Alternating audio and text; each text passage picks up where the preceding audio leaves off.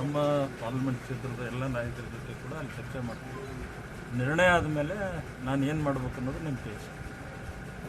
ಮುಖ್ಯಮಂತ್ರಿಯವ್ರ ಜೊತೆ ಮಾತಾಡಿದ ಮೇಲೆ ನಮ್ಮ ಪಾರ್ಲಿಮೆಂಟ್ ಕ್ಷೇತ್ರದ ಎಲ್ಲ ನಾಯಕರ ಜೊತೆ ಕೂಡ ಅಲ್ಲಿ ಚರ್ಚೆ ಮಾಡ್ತೀವಿ. ನಿರ್ಣಯ ಆದಮೇಲೆ ನಾನು ಏನು ಮಾಡಬೇಕು ಅನ್ನೋದು ನಿಮ್ಮ ಕೇಸ್. ಮುಖ್ಯಮಂತ್ರಿಯವ್ರ ಜೊತೆ ಮಾತಾಡಿದ ಮೇಲೆ ನಮ್ಮ ಪಾರ್ಲಿಮೆಂಟ್ ಕ್ಷೇತ್ರದ ಎಲ್ಲ ನಾಯಕರ ಜೊತೆ ಕೂಡ ಅಲ್ಲಿ ಚರ್ಚೆ ಮಾಡ್ತೀವಿ.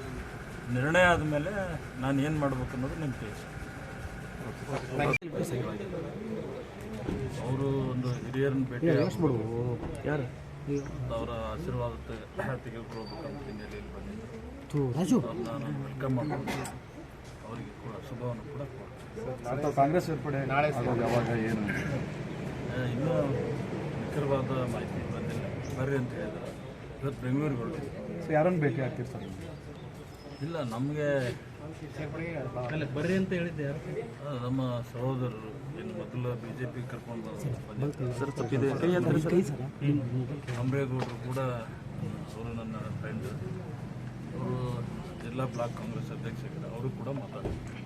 ಈಗ ಅಧಿಕೃತವಾಗಿ ಕಾಂಗ್ರೆಸ್ ಅದಾದ ಈಗ ಕರೆದಿದ್ದಾರೆ. ಅಲ್ಲಿ ಮುಖ್ಯಮಂತ್ರಿಯವರನ್ನ ಮತ್ತು ಉಪಮುಖ್ಯಮಂತ್ರಿಗಳನ್ನು ಭೇಟಿಯಾಗಿದ್ದು ಅವರ ನಿರ್ಣಯವನ್ನು ಆಲಿಸಿದ ಮೇಲೆ ನಾನು ಕೂಡ ನಿರ್ಣಯ ಮಾಡ್ತೀನಿ. ಡಿಮ್ಯಾಂಡ್ ಏನಿದೆ ಸರ್ ಕಾಂಗ್ರೆಸ್ ಸೇರ್ಪಡೆ? ಅಲ್ಲೇ ಡಿಮ್ಯಾಂಡ್ ಇಲ್ಲಿ ನನ್ನ ಹತ್ರ, ಇಲ್ಲಿ ನಿಮ್ಮ ಹತ್ರ ಹೇಳೋದಲ್ಲ ಡಿಮ್ಯಾಂಡ್. ಹಂಗಲ್ಲ ಸರ್, ಈಗ ನೀವು ಅವರು ಒಂದು ಹಿರಿಯರನ್ನ ಭೇಟಿ ಯಾರು ಅವರ ಆಶೀರ್ವಾದ ತೆಗೆದುಕೊಳ್ಬೇಕಂತ ಹಿನ್ನೆಲೆಯಲ್ಲಿ ಬಂದಿದ್ದು ನಾನು ವೆಲ್ಕಮ್ ಮಾಡ್ತೀನಿ. ಅವರಿಗೆ ಕೂಡ ಶುಭವನ್ನು ಕೂಡ ಅಥವಾ ಕಾಂಗ್ರೆಸ್ ಸೇರ್ಪಡೆ ನಾಳೆ ಯಾವಾಗ ಏನು ಇನ್ನೂ ನಿಖರವಾದ ಮಾಹಿತಿ ಬಂದಿಲ್ಲ. ಬರ್ರಿ ಅಂತ ಹೇಳಿದ್ರು. ಇವತ್ತು ಬೆಂಗಳೂರಿಗೆ ಹೊರಟಿದ್ದೆ. ಸೊ ಯಾರನ್ನು ಭೇಟಿ ಆಗ್ತೀರಿ ಸರ್? ಇಲ್ಲ, ನಮಗೆ ಬರ್ರಿ ಅಂತ ಹೇಳಿದ್ದೆ ಯಾರು? ನಮ್ಮ ಸಹೋದರರು ಇನ್ನು ಮೊದಲು BJP ಕರ್ಕೊಂಡು ಅಂಬ್ರೇಗೌಡರು ಕೂಡ ಅವರು ನನ್ನ ಫ್ರೆಂಡ್. ಅವರು ಜಿಲ್ಲಾ ಬ್ಲಾಕ್ ಕಾಂಗ್ರೆಸ್ ಅಧ್ಯಕ್ಷರು. ಅವರು ಕೂಡ ಮಾತಾಡ್ತಾರೆ. ಈಗ ಅಧಿಕೃತವಾಗಿ ಕಾಂಗ್ರೆಸ್ ಅದಾದ ಈಗ ಕರೆದಿದ್ದಾರೆ. ಅಲ್ಲಿ ಮುಖ್ಯಮಂತ್ರಿಯವರನ್ನ ಮತ್ತು ಉಪಮುಖ್ಯಮಂತ್ರಿಗಳನ್ನು ಭೇಟಿಯಾಗಿದ್ದು ಅವರ ನಿರ್ಣಯವನ್ನು ಆಲಿಸಿದ ಮೇಲೆ ನಾನು ಕೂಡ ನಿರ್ಣಯ ಮಾಡ್ತೀನಿ. ಡಿಮ್ಯಾಂಡ್ ಏನಿದೆ ಸರ್ ಕಾಂಗ್ರೆಸ್ ಸೇರ್ಪಡೆ? ಅಲ್ಲೇ ಡಿಮ್ಯಾಂಡ್ ಇಲ್ಲಿ ನನ್ನ ಹತ್ರ, ಇಲ್ಲಿ ನಿಮ್ಮ ಹತ್ರ ಹೇಳೋದಲ್ಲ ಡಿಮ್ಯಾಂಡ್. ಹಂಗಲ್ಲ ಸರ್, ಈಗ ನೀವು ಸಂಪರ್ಕದಲ್ಲಿದ್ದಾರೆ ಅಥವಾ ನಿಮ್ಮ ಮಾತುಕತೆ? ಇಲ್ಲ, ಜನಾರ್ದನ್ ರೆಡ್ಡಿ ಅವರು ಬಿಟ್ಟರೆ ಯಾರೂ ಇಲ್ಲ. ಮತ್ತೆ ಯಾರು ಸಂಪರ್ಕ? ಸಮಾಜದ ಪರವಾಗಿ ಸ್ವಾಮೀಜಿಯವರು ಮಾತಾಡಿದ್ರು.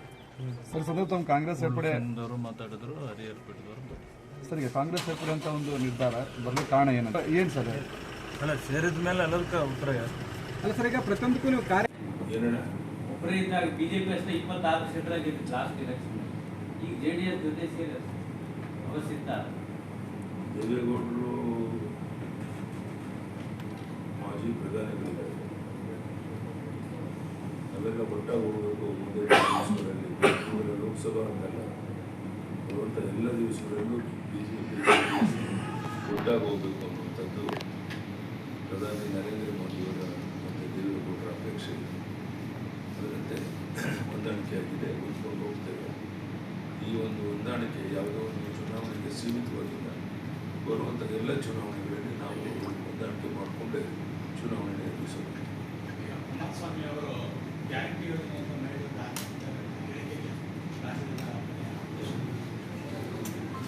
ಕುಮಾರಸ್ವಾಮಿ ಮಹಿಳೆಯರು ದಾರಿ ತಪ್ಪಿದ್ದಾರೆ, ಗ್ಯಾರಂಟಿ ಯೋಜನೆ ಈಗಾಗಲೇ ಕ್ಲಾರಿಫಿಕೇಶನ್ ಕೊಟ್ಟಿದ್ದಾರೆ. ನಾನು ಹೆಚ್ಚಾಗಿ ಬಗ್ಗೆ ಮಾತನಾಡೋದು. ಈಗ BJPಗೆ ಗ್ಯಾರಂಟಿನ ಮುಳುವಾಗ್ತಾ ಇದೆ ಅಂತ ಒಂದು ಮಾತು ಕೇಳಬೇಕು. ಗ್ಯಾರಂಟಿ, ಪಂಚ ಗ್ಯಾರಂಟಿನೇ BJPಗೆ ಪಂಚ ಗ್ಯಾರಂಟಿ ಮುಳುವಾಗ್ತಾ ಇದೆ ಅಂತ.